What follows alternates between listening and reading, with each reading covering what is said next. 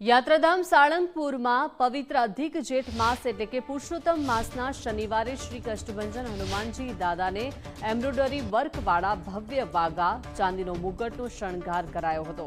વિવિધ પ્રકારની મનમોહક કેરીઓનો અન્નકૂટ અર્પણ કરાયો હતો। મંદિરના સિંહાસનને હજારીગલ, ગલગોટા, ગુલાબી, એન્થુરિયમ અને ઓર્કિડ જેવા સુગંધિત પુષ્પોથી સજાવીને પવિત્ર આકર્ષક ચિહ્ન રચવામાં આવ્યું હતું, જે ભક્તોમાં વિશેષ આકર્ષણનું કેન્દ્ર બન્યું છે। આ પાવન અવસરે પરિસરમાં પારિવારિક શાંતિ અર્થે વિશેષ હનુમાન ચાલીસા યજ્ઞ અને મારુતિ યજ્ઞનું પણ આયોજન કરાયું છે, જેમાં મોટી સંખ્યામાં શ્રદ્ધાળુઓ આહુતિ આપીને ધન્યતા અનુભવી રહ્યા છે। વહેલી સવારથી જ જય કષ્ટભંજન દેવના નારાઓ સાથે સમગ્ર મંદિર પરિસર ભક્તિમય માહોલમાં છવાઈ ગયું છે। હજારો હરિભક્તોએ દાદાના આ દિવ્ય મનોહરના દર્શનનો લાભ લીધો હતો।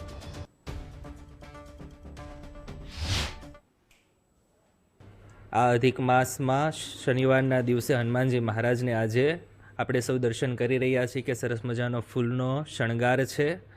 દાદાને સરસ મજાનો કેરીનો અન્નકૂટ ધરાવવામાં આવ્યો છે અને સાથે સાથે આજે મારુતિ યજ્ઞ અને બપોર પછી હનુમાનજી મહારાજનો ભવ્યાતિ ભવ્યાત રાજોપચાર પણ હનુમાનજી મહારાજનો કરવાનો છે। તો આ શ્રાવણમાં અધિક માસ અને સાથે સાથે શનિવારનો પર્વ એ ખૂબ ભક્તિમય નીવડે। હનુમાનજી મહારાજ સૌ ભક્તો ઉપર ખૂબ રાજી રહે, સૌના કષ્ટને નિવારે એવી हनुमानजी महाराजना चरण में प्रार्थना करिए।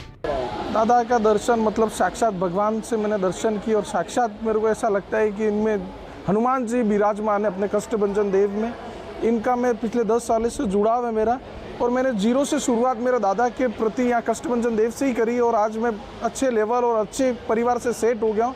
मैंने बिल्कुल जीरो और बिल्कुल परिस्थितियाँ नहीं, गंभीर परिस्थिति से जूझा था।